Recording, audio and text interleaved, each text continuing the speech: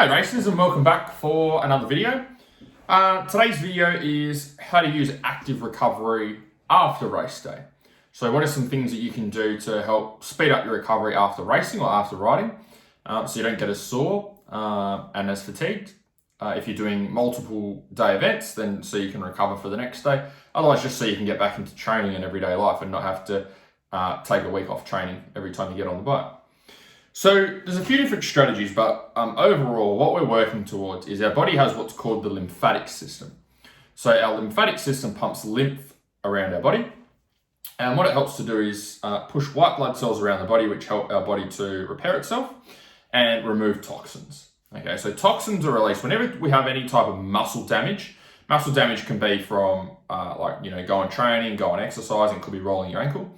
Our body releases toxins, okay, which causes swelling in the body, and that's what gives you that stiff, sore, tight feeling. So what we want to do is we want to get that lymphatic system flushing out all of those toxins and pushing in more white blood cells to help our body repair itself and recover, so we can keep moving and do what we want to do the next day and perform at a high level. So a few different strategies to make that system work, but the first thing that we need to know is that system works with movement, with muscular contraction. Okay, so this lymphatic system, in order to get those white blood cells pumping around and get those toxins removed, our body has to be moving. Okay, our muscles have to be moving. So if you take the day off, like if you go racing and then decide to sit on your ass all day for the next day, that's actually one of the worst things that you can do for recovery. And the reason that is because that lymphatic system works with muscular contraction, with movement. So if you're sitting on the couch, your muscles aren't being contracted very much. So that means those toxins are going to continue to build up and cause swelling within your body, and you're probably going to feel worse at the end of the day rather than actually feeling better. And that's where I find with a lot of riders, their recovery starts to get stretched out. It's like they go racing on Sunday and they're starting to feel good Wednesday, Thursday, Friday, which is way too late after a race because you're missing a whole week of training. Then you got to try and catch up from training again the next week. So a few different strategies that you can use. One that I use with the majority of our riders is just an easy workout. So do your normal workout, whatever you would do for normal training. So for our guys, they do half an hour of strength work and half hour of cardio conditioning, or intervals, 20 minutes of intervals, 15 minutes, depending on the workout that we're doing. But half the session is strength work, half the session is cardio conditioning based. So just do an easy workout, okay? So whatever your workout is that you normally do it at 50 or 60%.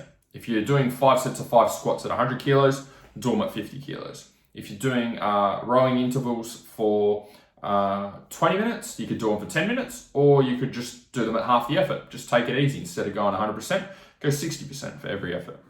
So the whole goal is we just want your body moving, okay, to get that muscular contraction, to pump the lymph around the body. Okay, that's our whole goal. So you don't want to release more toxins. We're not trying to make the problem worse. We're not trying to add to the things that we need to recover from. We're just doing enough just to get your body moving. So you should get to the end of that session, or one of those sessions like I was explaining, with the intensity drop back and feel like you wasted your time. Okay, you should get to the end and go, I feel like I just wasted my time going training today. If you feel like that, that's great. But you're probably going to find your body feels a shit ton better for having done it. The other thing you can do is long, slow distance training or steady state cardio. So just something nice and easy to tick your body over, not too intense.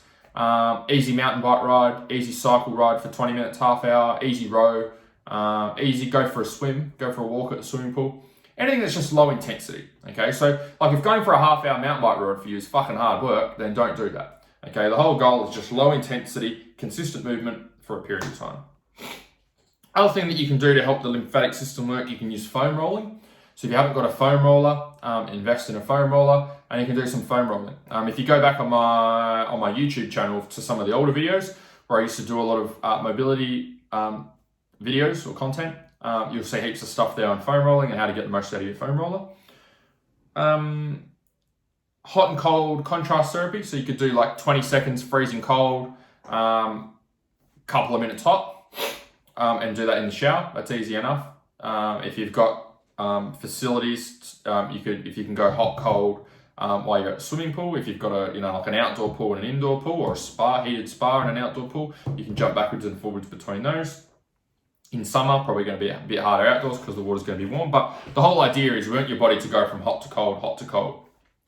And what we're doing with the lymphatic system is we're contracting and expanding, contracting and expanding. So we're helping that lymph to be pumped around the body by going from hot, cold, hot, cold, hot, cold. The other thing you can do is massage. You can go get a massage. It's great for moving lymph around the body as well. We could do self-massage like we talked about with foam rolling. There's some quick and easy strategies that you can use. They're not really too difficult to implement. You don't need to implement all of them.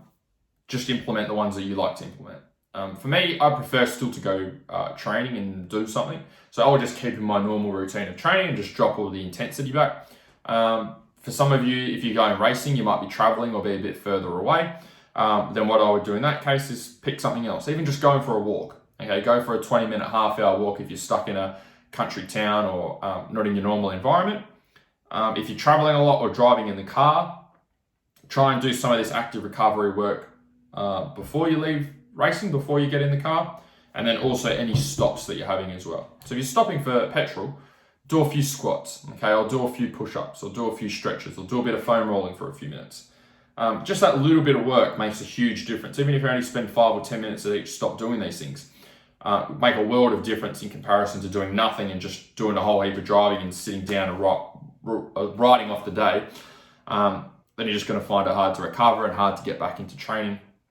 And if you're spending a whole season like that, it's probably not going to be too fun of a season.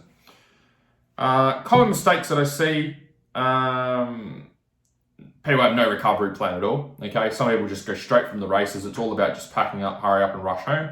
That was definitely us when we were at the races. Everything was just about rushing. So 5 or 10 minutes extra to do some active recovery or to do some mobility work is not going to kill you at the end of the day. It's not going to be a massive difference in terms of what time you're going to get home or what time you're going to go to bed. So it's just up to you to make the time for it. So I see a lot of riders that just do no recovery, just jump straight in the car and go. Even if you go and walk the track, that's a great one. If go and walk the track at the end of the day when it's really rough and have a look at the lines. Okay, sometimes when the track gets quite rough, we tend to just focus on getting around the track because it's quite rough. And we don't have a look at the lines or have a look at where other riders are going. So it's a great opportunity to do some active recovery for half an hour by walking around the track and also improve your skills as a rider as well and have a look at different lines or things that you could have done better for next time. Lines that you didn't pick up. On the other end of the spectrum, I see people that their recovery is a full workout. So there are riders out there that are like, oh, okay, I'm got to do active recovery tomorrow, and they end up flogging the shit out of themselves and it's just another training session. So if you're trying to do active recovery, but you're just flogging the shit out of yourself, then it's not active recovery anymore because you're producing more toxins and breaking your body down more rather than giving it the tools it needs to help to rebuild itself and recover and come back fitter, faster and stronger. So it's just about finding that line. It's just low intensity movement, okay? Walk the dog if you have to, go for a nice easy cycle ride, just something to move your body. But again, you're not flogging yourself. It's not a full-on session. It's a recovery session, not a workout. So if you'd like some help with this stuff and applying it to your own riding, you can apply to work with me by clicking on the link below. Otherwise, hopefully you guys enjoyed this video.